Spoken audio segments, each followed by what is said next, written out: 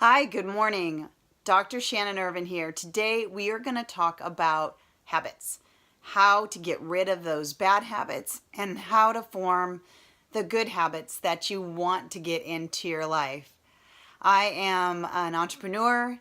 I am the founder of Mosaic Vision, a nonprofit that helps AIDS orphans in Uganda, and a doctor of neuropsychology. Let's get into how habits are formed and how we can make our habits better.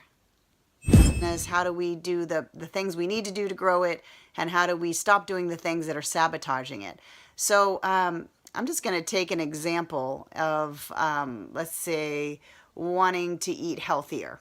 All right, so that's a simple one, and a lot of us fall into that boat. So one of the best ways that I learned through my education to start to identify and write down the non-thought about processes. Like for me, when I went through this exercise, one of the things that I noticed was I just observed and wrote down when I was eating and why. So you go through and you do that for a day or two, and you quickly see the patterns. And two patterns that jumped out for me were right about 3 o'clock, when I started craving some kind of chocolate, something sweet to get me through to dinner. So that was like a daily thing. I would start to do that. And then after I finally got the kids down and they were sleeping, and my husband and I would sit down and watch TV, lo and behold, I would want some chips and salsa. It's amazing how our brain works. And it's the reward that I was getting was a dopamine release into my brain from those two things. And it was creating this habit for me that was becoming an addiction. You see how habit and addiction become quickly related because it's not thought about.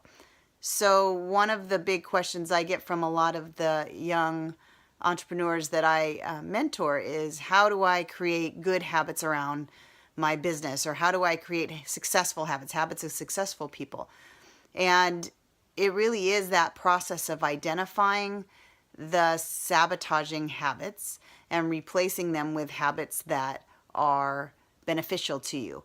So the neat thing about our brains is a concept called neural pathways or neural networks. So when you create a habit, no matter whether it's good or bad, there are neural networks that form that allow that habit or that process to continue without you having to think about it.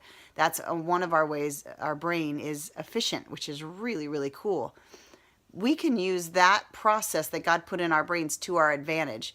So here's all you need to know about habits. First of all, our brains, when it revolves around things that we do repetitively, it likes patterns and it likes triggers to trigger those patterns, and it likes systems around those patterns. So once you start looking at the things that you want to remove, you'll notice that there are systems. Let's take the chips and salsa example. Kids go down. I see that their lights are out. I know that they're sleeping. That's my trigger that it's now me time. And me time means I want some type of release. And then my brain says, oh, salty, crunchy food. That sounds good. Because what happens when I eat salty, crunchy food, I get a release of sugar in my system, and that sugar gives me that temporary boost of energy, and ultimately is really horrible for my body. So, but my brain knows lights are off, go to the cupboard, get the chips, sit down, turn on the TV, and we will get the reward. And the reward is that initial feeling after eating that food. So now that you know that that's the pattern, it's no different for good habits or bad habits. There has to be a system involved.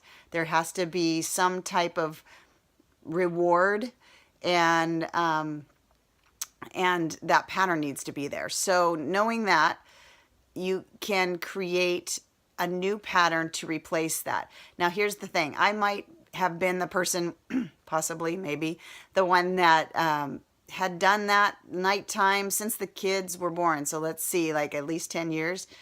Okay, yeah, that's a bad admission, but so it was my me time. It was my thing, and of course it was my thing that gave me a nice extra 10-pound gift on my body. So, a couple years ago, wanting to get rid of that habit, and now knowing what I know about brain science, then I have to purposefully put in a new pattern, a new system to negate that. So what do? I say, okay, what can I put in place of that that will give me a similar reward, but will be better for me and won't be a long-term baggage down the road. So one of the things that I did was like, okay, so I'm still going to relax with my husband on the couch and still watch TV. So that's going to be a big trigger. So what I need to do is now prepare a protein shake and have it ready for me before the kids go down, so that when I sit down on the couch, that protein shake's already made, so I'm not going to want to waste it. It's sitting there, it's waiting for me, and I drink it as slowly as I am watching TV with my husband. And that's the new pattern. So the exchange, right, is I still have a pattern. I still have the reward because I'm getting something that's sweet, and it does give me the same kind of boost, but it's just a healthier boost. So it's the same thing with your businesses. If you're thinking about that, being able to, excuse me, being able to take the habit maybe a lot of entrepreneurs have of when they're working for themselves, they can tend to get lazy and not want to pick up the phone and make the phone calls that help move the business forward.